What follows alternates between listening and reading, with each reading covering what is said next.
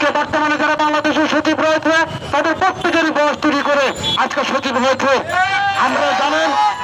আপনারা জানেন গড়াই বৃদ্ধির সাথে মানুষের এই চাকরিতে প্রবেশের বয়সসীমা বা অবসরের বয়সসীমা বৃদ্ধির একটা সামঞ্জস্যতা রয়েছে। আপনারা জানেন 1991 সালের পরে দীর্ঘ প্রায় 33টি বছর অতিবাহিত হয়েছে। বর্তমানে বাংলাদেশের মানুষের গড়াই বৃদ্ধিতে 74+ হয়েছে এবং এরপরেও আপনারা দেখবেন আমাদের চাকরিতে প্রবেশের বয়সসীমার বিষয়টি নিয়ে রাষ্ট্রের কোনো মাথা ব্যথা নেই। কিন্তু আপনারা জানেন এখন বাংলাদেশে ভোটার আইডি হয়েছে এবং আপনারা জানেন এখন সবকিছু ডিজিটাল হয়েছে। আপনি চাইলেও আপনার বাচ্চার বা সন্তানের বয়সটি চুরি করার কোনো সুযোগ নেই। আজকে এই অদৃশ্য শক্তিকে আমরা চিহ্নিত করতে পেরেছি। এই অদৃশ্য শক্তি আর কেউ নয়, এই অদৃশ্য শক্তি চাই শেখ হাসিনার যে জনগণের যে সর্বজনীয় প্রতি আস্থা রয়েছে সেই আস্থাকে বিচ্ছিন্ন করা। আপনারা জানেন এই সরকার উন্নয়নের যে অভূতপূর্ব সাফল্য সারা বিশ্বে দেখেছে। যদি ছাত্র সমাজের চাকরিতে প্রবেশের বয়সসীমাটি স্থায়ীভাবে 35 করে দেয় তাহলে এই সরকার আজীবন ক্ষমতা থাকলেও কারো মুখ ফুসকে কিছু বলার কোনো সুযোগ থাকবে না। আপনারা এও জানেন এই চাকরিতে প্রবেশের বয়সসীমা স্থায়ীভাবে বৃদ্ধি করলে এবং রাষ্ট্র এবং শিক্ষার্থীদের উপকৃত হবে এবং অর্থনৈতিকভাবে কোনো ক্ষতিগ্রস্ত হবে না রাষ্ট্রে।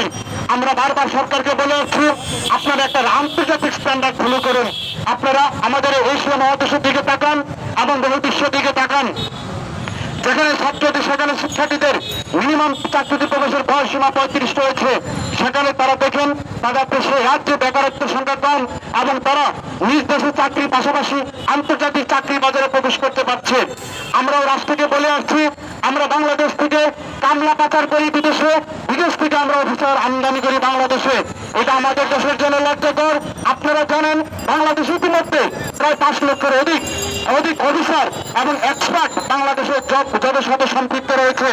আপনারা জানেন সেদিন একটা গবেষণা দেখলাম যে 3 লক্ষ প্লাস এখনো শূন্যপদ রয়েছে।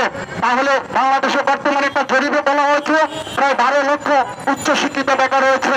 আপনারা চান বেকার মুক্ত তরুণ সমাজ করতে, আপনারা কেন বুঝেন না যে এই যে 5 লক্ষের অধিক বিদেশি অফিসারদেরকে চাকরি দিয়েছেন সেখানে যদি বাংলাদেশের তরুণ বেকারদের চাকরি সংস্থান করতেন তাহলে কিন্তু এই 5 লক্ষ পরিবার বাংলাদেশে কিন্তু সুযোগ সুবিধা পেত। তাহলে বাংলাদেশে ডলার সংকট হতো না, বাংলাদেশ থেকে রেমিটেন্স বিদেশে পাচার হতো না। প্রিয় সাংবাদিক ভাই বোনেরা, আপনারা আরো জানেন বাংলাদেশ থেকে প্রায় প্রতি বছর হাজার হাজার শিক্ষার্থী দেশের বাইরে পাড়ি জমাচ্ছে, কারণ তারা অনিশ্চয়তায় ভোগে। কারণ জানেন তারা উচ্চশিক্ষিত করার পরে তাদের যে চাকরির বিষয়টি বা ব্যবসা বাণিজ্য বিষয়টি থাকে তারা অনিশ্চয়তায় ভুগতেছে, তাই তারা দেশ ছেড়ে বিদেশে পাড়ি জমাচ্ছে। একদিক দিয়ে যেমন একটা মেধাবী শিক্ষার্থী হারাচ্ছি, একটা তরুণ শিক্ষার্থী হারাচ্ছি, পাশাপাশি বাংলাদেশ থেকে অর্থনৈতিক পাচার হয়ে যাচ্ছে। সুতরাং আমরা মনে করি আপনারা সরকারের রাষ্ট্রে যারা আছে আপনারা আমাদের ছাত্র সমাজের সাথে আসেন, আমরা ছাত্র সমাজের কথা শুনেন। আমরা আপনাদের সন্তান, আপনাদের ভাই। আমরা বারবার বলে যাচ্ছি যে রাষ্ট্র যখন চাকরিতে আবেদনের বয়সসীমা স্থায়ীভাবে 35 করে দেবে রাষ্ট্রের কি কি উপকার হবে। রাষ্ট্র আপনার চীনের দিকে তাকান এবং আমাদের ভারতের দিকে তাকান, তারা কিন্তু এই স্মার্ট একটা দেশ এবং তারা কিন্তু চাকরি বাজারে এই স্টেরিটিকে ভুলে পড়েছে। তারা কিন্তু সবসময় চাকরি বাজার উন্মুক্ত কোনো কোনো দেশে তারা কিন্তু চাকরি বাজার সর্বোচ্চ 45% রেখেছে। তারা কোনো সার্টিফিকেটে ধরা গেলে কারো মেধাকে আটকিয়ে রাখতে চায়নি। তারা কিন্তু স্ট্র্যাটেজিটি কিন্তু ফলো করেছে চীন এবং ভারত। কিছু গাঁটতারা আমলা রয়েছে, কিছু গাঁটতারা পাকিস্তানপন্থী আমলা রয়েছে যারা বাংলাদেশের আওয়ামী লীগের উন্নয়ন দেখে হিংসা করে এবং যারা আওয়ামী লীগের উন্নয়ন দেখে হিংসা করে আওয়ামী লীগ যদি এই দাবি বাস্তবায়ন করে দেয় তারা মনে করে আওয়ামী লীগ সরকার আরো দীর্ঘদিন থাকবে। একটা অসাধু চক্র মাননীয় প্রধানমন্ত্রীকে বারবার ভুল বুঝিয়ে যাচ্ছে এবং ছাত্র সমাজ থেকে মাননীয় প্রধানমন্ত্রীর যে আস্থা রয়েছে সেই দূরত্ব তৈরি করতে যাচ্ছে, আন্দোলনটাকে দীর্ঘায়িত করে তাই তারা করছে।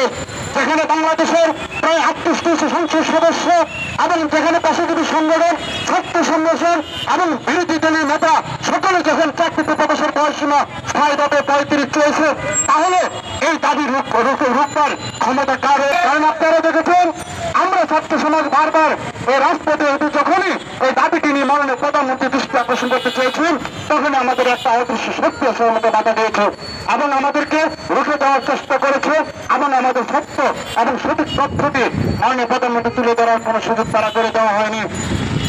আমরা এই দেশের নাগরিক, আমরা এই দেশের শিক্ষিত যুব সমাজ, আমরা কি পারি না আমাদের আমাদের সুখ দুঃখের কথাগুলো